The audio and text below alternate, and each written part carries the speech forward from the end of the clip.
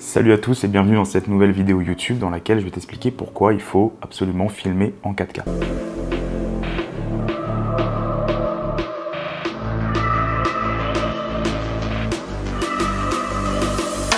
Alors moi je suis pas le bon exemple parce que j'ai changé il n'y a pas très longtemps, il y a un peu plus d'un an, je crois, un an et demi, j'ai changé le boîtier. C'est-à-dire qu'avant j'étais avec un Sony A7S1, pendant 5 ans j'ai utilisé ce boîtier et il filmait en 4K que si on avait un moniteur d'enregistrement externe, ce que je n'avais pas, donc moi j'ai filmé pendant 5 ans en Full HD. Et ça m'a pas posé de soucis parce que j'ai travaillé pour des grands clients, j'ai fait des grandes réalisations, j'ai même fait un reportage, ça posait pas de problème. Sauf que dernièrement, je suis passé à la 7S3 et il a la 4K même à 50, 100 images secondes et maintenant je filme tout le temps en 4K. Et je vais t'expliquer pourquoi, si jamais tu as un boîtier qui fait 4K, et normalement maintenant tous les boîtiers font 4K, pourquoi il faut absolument que tu filmes en 4K. Et je vais même aller plus loin, cette vidéo elle va marcher aussi bien pour la 5K, la 6K, la 8K qui vont arriver après. Je vais t'expliquer en fait pourquoi il faut filmer dans le plus grand format possible. Donc déjà, je vais vous expliquer qu'est-ce que c'est que la 4K. Alors la 4K, c'est un format qui va de 3840 par 2160. Alors que la Full HD, c'est la moitié, c'est 1920 par 1080. Pour imager ça, c'est comme si vous preniez une feuille de papier A5, une petite feuille A5, qui serait la Full HD, et que le papier A4, c'est la 4K. Donc ça serait quasiment le double de la Full HD. Et même, je vais aller plus loin, c'est pas le double, c'est qu'en fait, dans de la 4K, on peut mettre 4 fois de la Full HD. Donc vous avez 4 fois plus de pixels possible, donc une qualité 4 fois supérieure. Alors après la 4K, pour la lire au mieux, il faut un téléviseur, il faut un écran qui fasse 4K. Et ça, c'est pas le cas de tous les écrans.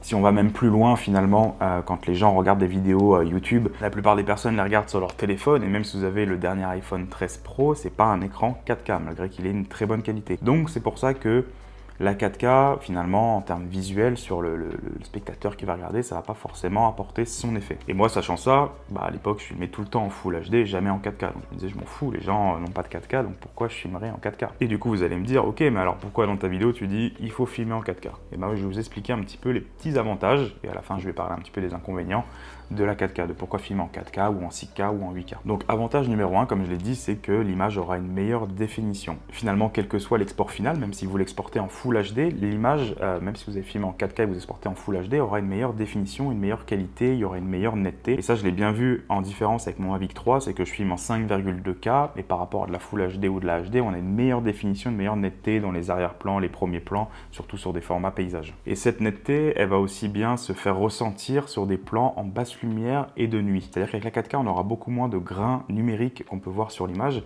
Elle sera beaucoup plus nette. Donc je vais vous mettre un exemple ici avec un rush humé de nuit en Full HD et vous voyez que de l'autre côté en 4K, la définition est quand même meilleure, on a moins de gras. Donc ça peut être aussi un avantage de filmer en 4K plutôt qu'en Full HD. Encore une fois, c'est dû au nombre de pixels présents. Sur la 4K, on a 4 fois plus de pixels sur de la Full HD, donc c'est comme si ça répartissait un petit peu le grain numérique possible, ça va un peu l'atténuer, donc c'est vraiment un gros avantage. Deuxième avantage, c'est qu'on va pouvoir recouper plus facilement l'image. Alors pourquoi recouper l'image? Si par exemple vous avez fait un cadrage en drone et qu'il y a un pylône électrique ou quelque chose que vous ne voulez pas mettre en avant, vous pouvez recouper facilement sans perdre en qualité. Ça marche aussi bien pour les interviews comme celui-là.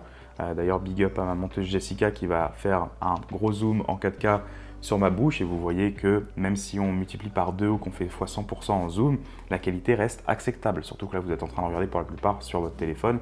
Donc ça peut servir à ça. Alors là c'est extrême. D'ailleurs Jessica, c'est bon, tu peux dézoomer de ma bouche et revenir au plan principal. Donc finalement en règle générale, moi j'ai déjà fait des recoupages, des crops par 2 sans perdre en qualité et en export. Qu'en Full HD, quand je recoupais par 2, c'était clairement pas exploitable, c'était moche. Il y avait beaucoup de grains, on voyait vraiment tous les pixels. Donc là la 4K c'est un gros avantage là-dessus. Et je vous imagine même pas quand vous filmez en 8K, les caméras ciné, compagnie, là les mecs se régalent. Donc voilà, c'est pratique pour les interviews, pour faire des petits zooms, des avancées. C'est aussi pratique pour faire des mouvements style les pannes de droite à gauche, les mouvements d'effets vertigo, de transition, vu que ça va recouper dans votre image, vous n'allez pas perdre vraiment en qualité. Pareil, je pense à la stabilisation numérique qu'on fait en post-production sur Final Cut ou Adobe Premiere. Comment ça marche? C'est qu'en fait, ils vont recouper un tout petit peu dans votre image, dans votre rush, et ensuite ça va permettre, ils vont pouvoir un peu stabiliser les mouvements. Donc voilà, si vous avez aussi besoin de stabiliser en post-production, filmer en 4K, c'est un gros avantage. Ça évite de recouper trop dans l'image et de perdre encore une fois de la définition. Donc, je pense que je l'ai répété assez et que vous avez compris un petit peu l'intérêt. Donc après, ça a des inconvénients. L'inconvénient le plus connu, c'est que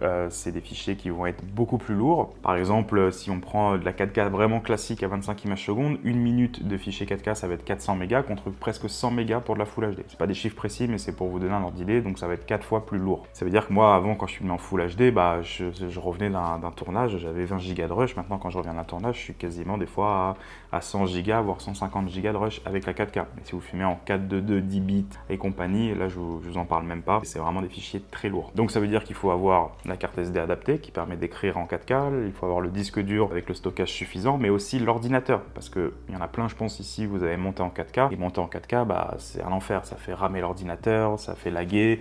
Le montage, il n'est pas fluide. Mais pour ça, il y a des solutions. Et là, je vous renvoie à une petite vidéo que j'ai fait ici. C'est monter en 4K facilement et pas cher. C'est-à-dire que vous n'êtes pas obligé d'acheter une bête de course en ordinateur. Je vous explique ici quelques techniques pour gagner en fluidité sur du montage 4K. Voilà pour cette vidéo sur pourquoi moi je me suis mis à filmer tout le temps en 4K et pourquoi toi aussi tu devrais filmer en 4K ou en 5K, en 6K, en 8K selon ta caméra. J'espère que ça t'a plu. N'hésite pas à mettre un commentaire. N'hésite pas à donner aussi ton avis sur la 4K et tous ces différents formats. Mets un like, abonne-toi à cette chaîne. N'hésite pas à me suivre aussi sur les réseaux sociaux, sur mon compte Instagram notamment où je donne pas mal de backstage de mes tournages et de mes projets et aussi je suis plus actif pour répondre si vous avez des questions. Et je vous dis à la semaine prochaine pour une prochaine vidéo. Salut!